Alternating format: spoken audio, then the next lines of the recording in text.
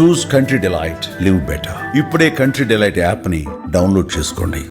ఉత్తరాఖండ్లోని ఉత్తర కాశీ వరదలతో బెంబేలెత్తిపోతోంది. వందల సంఖ్యలో ఇళ్లు కొట్టుకుపోగా దాదాపు 100కు పైగా మిస్ అయ్యారని, చనిపోయారని చెప్తున్నారు.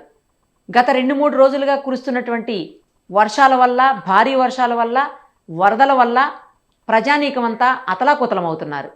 ప్రస్తుతం మనతో పాటు అక్కడి నుంచి లైవ్ కాల్లో అందుబాటులో ఉన్నారు బాలకృష్ణ అఘోరా గారు. ఆయనతో మాట్లాడి మరిన్ని వివరాలు తెలుసుకుందాం. అఘోరా గారు, నమస్తే అండి. జన్మనిచ్చిన తల్లిదండ్రులకు నమస్కరిస్తూ విశ్వేశ్వర కరుణాకటాక్ష సిద్ధిరేస్తూ చెప్తల్లి. సార్, విపరీతమైనటువంటి వరదల వల్ల చాలా దారుణమైన నష్టం జరిగింది. 100 మందికి పైగా చనిపోయారని అంటున్నారు. వేల సంఖ్యలో, వందల సంఖ్యలో ఇళ్ళు కూడా కొట్టుకుపోయాయని చెప్తున్నారు. మేము విజువల్లో చూస్తున్నాము. వరదల సడన్ గా వచ్చి కొట్టుకుపోతున్నాయి మొత్తం ఇళ్ళన్నీ కూడా.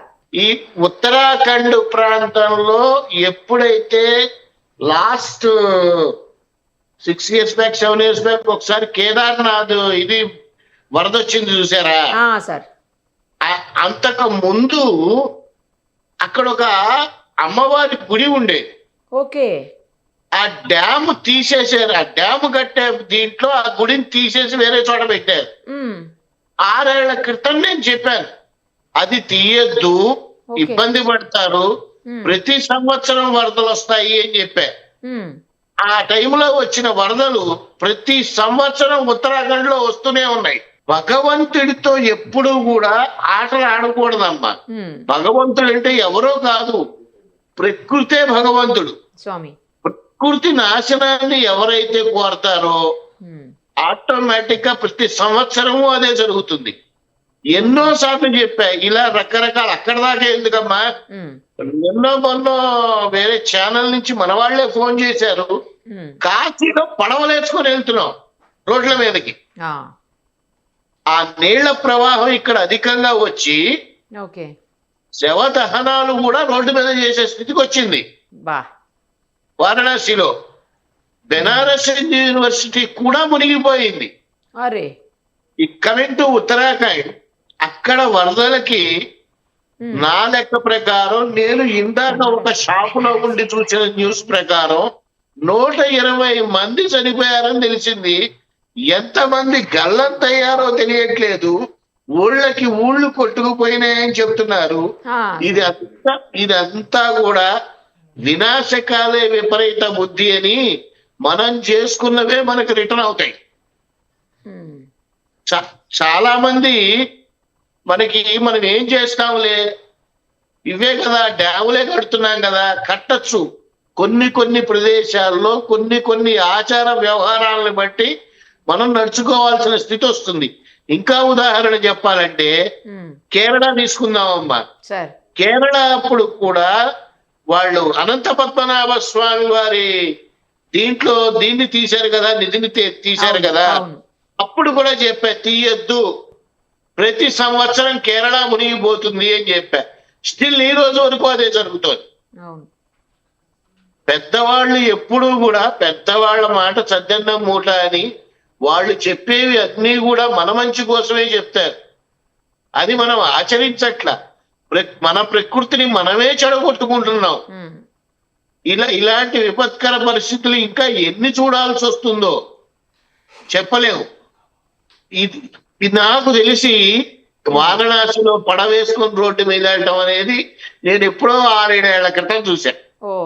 ఘాట్లన్నీ కూడా మునిగిపోయాయంట కదా సార్? గంగలో ఒక్క మెట్టు కూడా దిగి స్నానం చేయక్కర్లేదమ్మా, నడుచుకుంటూ వెళ్ళి మునిగేయచ్చు. అయ్యో, ఓకే. రోడ్డు మీద కూడా నీళ్లు వచ్చేసినాయి. నేను చెప్తుంది అదే, దారుణంగా ఉంది. నేను ఎవరో వస్తాను అన్నా కూడా వారణాసి, అమ్మ ఇప్పుడు రావద్దు, కాస్త ఆగండి, ఒక 10 రోజులు ఆగిరండి. వినరు మన వాళ్ళు. మంచి చెప్తే వినరు. అట్లాగే ఉత్తరాఖండ్ లో కూడా చాలా రకరకాలుగా ఇబ్బందులు పడుతున్నారు. ఈ ఎన్ఎస్జి సెక్యూరిటీస్ వాళ్ళు వీళ్ళంతా కూడా చాలా కష్టపడి కొంతమందిని బయటికి తీసుకొచ్చారని విన్నా. తాళ్ళేసి లాగి ఇంకా కొండ చర్యలు పడితే ఇంకా ఎంత ప్రమాదం ఉంటుందో చెప్పలేము. భారీ ప్రాణ నష్టం, ఆస్తి నష్టం జరిగింది. అయితే ఆర్థిక నష్టం దారుణంగా జరిగింది, ప్రాణ నష్టం భయంకరంగా జరిగింది. ఎంతమంది గల్లంతయ్యారో తెలియదు. వందల సంఖ్యలో గల్లంతయ్యారని అంటున్నారు సార్. వందల సంఖ్యలో గల్లంతయ్యారు. ప్రాణాలు కోల్పోయిన వాళ్ళు చెప్పడం ప్రకారం 100 మంది పైన ఉన్నారు అని అంటున్నారు, కానీ ఎంతమంది ఉన్నారో చెప్పలేం. ఇలా చెప్పుకుంటూ పోతే ఏం మాట్లాడాలో తెలియట్లేదమ్మా. ఎప్పుడైనా సరే దయచేసి ఆ ఉత్తరాఖండ్ యాత్రకి వెళ్ళిన వాళ్ళంతా కూడా ఉన్నవాళ్ళు సురక్షితంగా బయలుదేరి వాళ్ళ స్థానాలకి వెళ్ళాలని మనస్ఫూర్తిగా కోరుకుంటున్నానమ్మా. తిరుగు ప్రయాణాన్ని వెంటనే చేసుకోండి. రైలు దొరికిందా, రైలు దొరకలేదా, టికెట్ రిజర్వేషన్ అయిందా, అవ్వలేదా, అవేమీ ఆలోచించద్దు. ఏది కనపడితే అది ఎక్కి ఆ బార్డర్ దాటి బయటకు వచ్చేయండి. ఓకే, బయటకు వస్తే కాస్త ఊరట లభిస్తుంది. అదే మీరు చెప్పినట్లే, మీరు ఎలా అయితే చెప్పారో ముందుగా హెచ్చరించినట్లు బాబా వంగా కూడా ఎప్పుడూ చెప్తా ఉంటది. ఆవిడ కూడా చాలా ప్రమాదాలు జరుగుతాయి, ప్రకృతి వైపరీత్యాలు జరుగుతాయి అని. అలాగే ఆవిడ లేటెస్ట్గా చెప్పిన దాంట్లో కూడా ఈ సంవత్సరం అంతా 2025లో విపరీతమైనటువంటి ప్రాణ ఆస్తి నష్టాలు జరుగుతాయి, బీభత్సంగా వర్షాలు, వరదలు ఇవన్నీ వస్తాయి, చాలా ప్రకృతి వైపరీత్యాలు ఉంటాయని ఆవిడ చెప్పింది. అది కూడా నిజమవుతుంది. వంగా గారు చాలా తక్కువ చెప్పారేమో, అప్పుడే అవలేదమ్మా, స్టార్టింగ్ ఇది.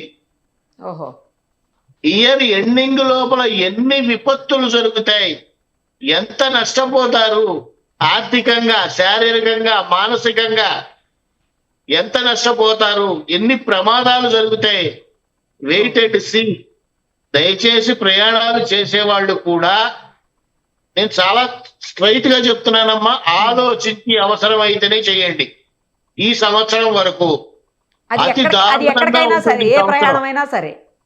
ఏ ప్రయాణమైనా సరే అతి దారుణంగా ఉంటుంది ఈ సంవత్సరం. అన్ని విపత్కర పరిస్థితులే ఎదురవుతాయి. ఒక్కటి కూడా అనుకూలంగా ఉండే అవకాశమే లేదు. నేను ఉగాదికి ముందు కూడా వేరే ఛానల్ వాళ్ళతో చెప్పా, విమాన ప్రమాదాలు ఖచ్చితంగా జరుగుతాయి భారతదేశంలో అని. మై లక్ ఏంటంటేనేమో మొన్న అహ్మదాబాద్ లో జరిగిన దీంట్లో నాకు తెలిసిన అతను ఫోన్ చేసి, గురుగారిని ఫ్లైట్ దిగి ఢిల్లీలో వదిలేశానండి ఫ్లైట్ అన్నాడు. ఎందుకు అని అంటే వాడికి నచ్చలేదు ఆ ఫ్లైట్, కర్మగాలి అదే ఫ్లైట్ యాక్సిడెంట్కి గురయ్యింది. ఇలా దయచేసి ప్రయాణాలు పెట్టుకునే వాళ్ళు కూడా ఆలోచించి అవసరమైతేనే, కాంట్ బట్ పొజిషన్ తప్పదు అని అనుకుంటేనే ఎక్కడికైనా వెళ్ళండి. అది పుణ్యక్షేత్రం కానీ వేరే ఏ ప్రదేశం అయినా సరే.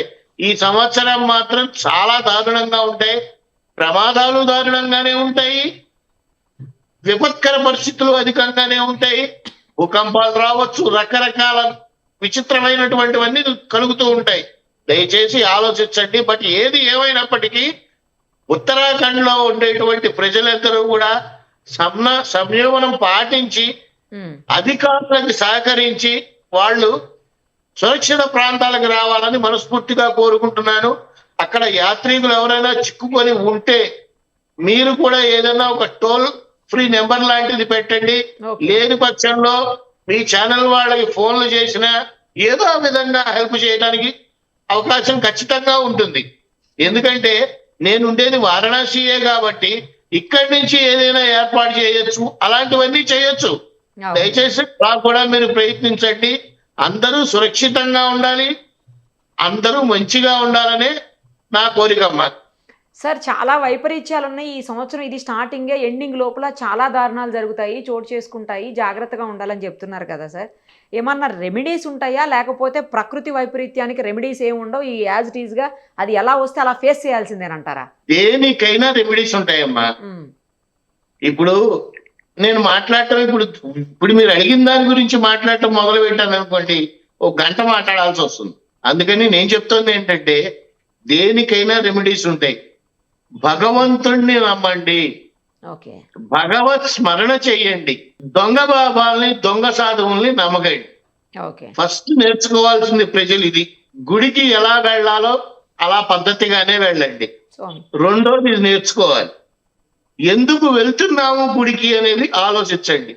మూడోది ఇది నేర్చుకోవాలి, సంఘంలో ఎలా ఉండాలి అనేది ఆలోచించండి. కరెంటు ఉండటం, నిత్యావసరాలకు ఇబ్బంది లేకుండా అట్లా ఉందా? అది కూడా ఇబ్బంది పడుతున్నారా మీరు? ఇప్పుడు ఈ గత వారం రోజులుగా మాకు కరెంటు పోతూనే ఉంది. పోయినా కానీ 2 hours 3 hours అలా వచ్చేస్తుంది. కాకపోతే ఇబ్బందులు అయితే ఖచ్చితంగా జరుగుతున్నాయి. కరెంటు తీయడానికి వాళ్ళు కావాలని తీయటం లేదు, విపరీతమైన వాటర్ రావటం వల్ల కరెంటు పోల్స్ మునిగిపోయినాయి. ఈ ఘాటు 64 ఘాట్లు మొత్తం వారణాసిలో, ఈ ఘాట్ల సైడ్ ఉంటే కరెంటు పోల్స్ ఏంటంటే మునిగిపోయినాయి. దాంతో డిపార్ట్మెంట్ వాళ్ళే కరెంట్ ఆఫ్ చేస్తున్నారు. నిత్యావసరాలకు కూడా ఇబ్బంది పడుతున్నారా సార్? లేదమ్మా, నిత్యావసరాలకి ఏమి ఇబ్బంది పడట్లేదు, బానే ఉంది ప్రస్తుతం, అంతా బానే ఉందమ్మా. కాకపోతే ఒకటి మాత్రం నిజం, రాబోయే కాలాల్లో వచ్చేటువంటి విపత్కర పరిస్థితుల నుంచి దూరంగా ఉండాలంటే again I'm repeating the same story. ప్రయాణాలు చేసే వాళ్ళు జాగ్రత్తగా అవసరం అయితేనే చెయ్యండి. సార్ ఫైనల్ గా ఒక్కటి చెప్పండి, ఇప్పుడు ఆ ఆలయాలన్నీ దేవాలయాలన్నీ ఓపెనే ఉన్నాయా? అన్ని చోట్ల నిత్య పూజలు జరుగుతున్నాయా, లేకపోతే కొన్ని దేవాలయాలను క్లోజ్ చేశారా? వారణాసిలో దేవాలయాలన్నీ ఓపెన్ లోనే ఉన్నాయి, పూజలు అయితే జరుగుతూనే ఉన్నాయి, నిత్య పూజలకి ఏ ఢోకాను లేదు. కాకపోతే ఇబ్బందులు పడటం అనేది ఇబ్బందులు పడుతున్నారు జనాలు. ఎందుకంటే శ్రావణ మాసం ఇక్కడ చాలా రష్ గా ఉంటుందమ్మా, ఎందుకంటే కావడి అని తీసుకొస్తూ ఉంటారు. శ్రావణ మాసం దాన్ని ఒక పండగలాగా చేస్తారు, దానివల్ల చాలా రష్ గా ఉంటుంది. పక్క ఊళ్ళ నుంచి కాదు, దాదాపుగా చుట్టుపక్కల ఊళ్ళ నుంచి కూడా నడుచుకుంటూ కావడితో వచ్చి శివుడి మీద గంగాజలం అర్పించి వెళ్తూ ఉంటారు. వాళ్ళ వరకు ఇబ్బందులు లేవు. పాపం నడిచి వచ్చే వాళ్ళకి మాత్రమే కాస్త దారిలో ఇబ్బందులు కలుగుతూ ఉన్నాయి. ఏదైనా సురక్షితంగా రండి, సురక్షితంగా వెళ్ళండి. ఉత్తరాఖండ్ లో ఉండేటువంటి అందరికీ కూడా మీ ద్వారా ఏదైనా ఒక ఫోన్ ఇది పెట్టండి. చాలా మంది కాల్ చేస్తారమ్మా. తెలుగు వాళ్ళు కూడా ఇరుక్కుపోయి ఉన్నారు, దాదాపుగా ఒక 2 బస్సులు ఇరుక్కున్నాయి అనేటువంటి సమాచారం అయితే ఉంది. వాళ్ళు సురక్షితంగా బయటికి రావాలని ప్రార్థిస్తూ ఉన్నాం. తప్పకుండా సార్, అందరూ మంచిగా ఉండాలి, సురక్షితంగా ఎక్కడ వాళ్ళు అక్కడికి చేరుకోవాలని మేము కూడా కోరుకుంటున్నాము. Thank you sir, thank you so much. సర్వేజన సుఖినో భవంతు, లోకా సమస్త సుఖినో. సుమన్ టీవీలో మీ పర్సనల్ అండ్ బిజినెస్ ప్రమోషన్స్ కోసం కింది నెంబర్కి కాంటాక్ట్ చేయండి.